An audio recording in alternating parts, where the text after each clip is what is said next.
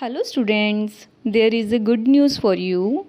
Now you can write the same matter at different speeds. Link of the same is given in the description box. Thank you. Start.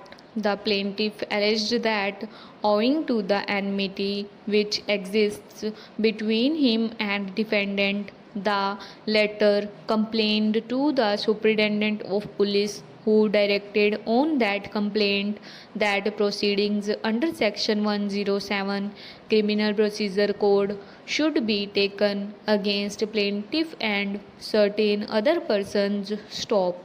When the case under section 107 criminal procedure code was pending in the court of a magistrate, the defendant made a complaint under section 506 IPC against the plaintiff. Stop.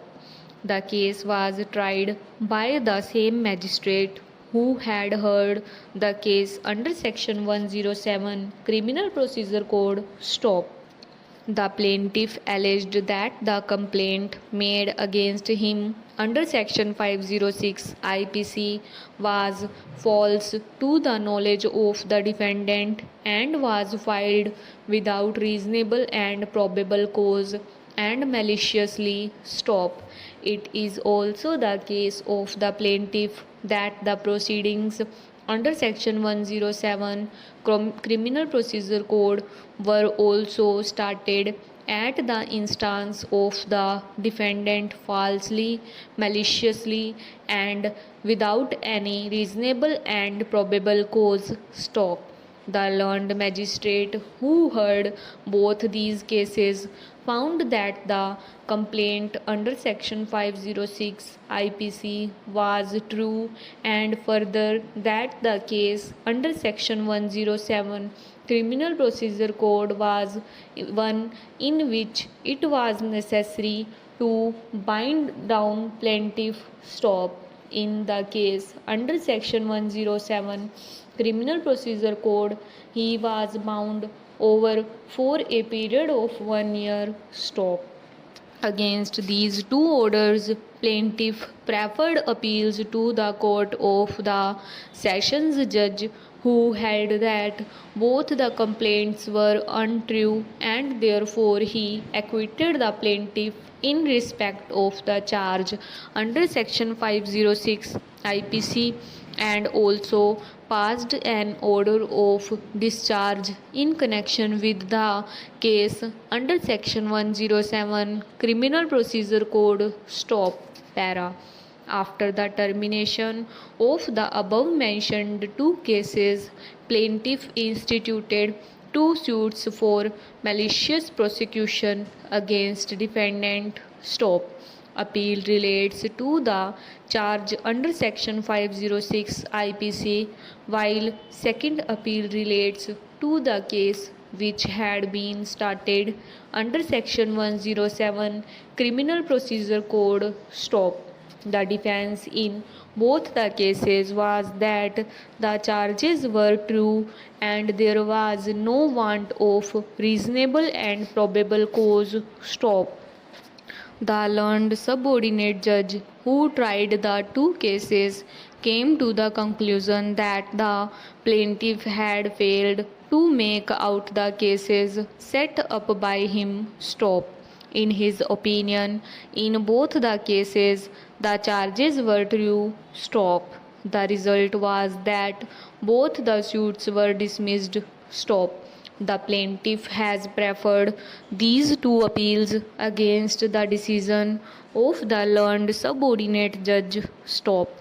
In the court below, the evidence was recorded in respect of both complaints in one suit, but separate judgments were given. Stop. In our opinion, it will be convenient if we deal with these two appeals separately. Stop. We first propose to deal with the case in connection with the charge under section 506 IPC. Stop. Para. Before we proceed to discuss the merits of the appeal before us, it is necessary to give a finding on a point which has been urged before us by learned counsel for the appellant. Stop. It has been strenuously argued by him that in a case like the one before us, is a criminal court gives a verdict of not guilty against the person prosecuted, then it is no longer open to a civil court in a suit for malicious prosecution to challenge the order of acquittal, and further that it is not open to the complainant to prove that the charge made by him was true, and therefore no damages should be allowed as against him. Stop. In other words, the contention of the learned counsel, if accepted, amounts that after the acquittal of a person prosecuted, the prosecutor is stopped from showing in a suit for malicious prosecution that the charge made by him was in fact true. Stop. For the purpose of his argument, learned counsel divides cases relating to malicious prosecution into two divisions. Stop. One may be a case in which the truth or falsity of the charge is known to both the prosecutor and the person prosecuted. Stop.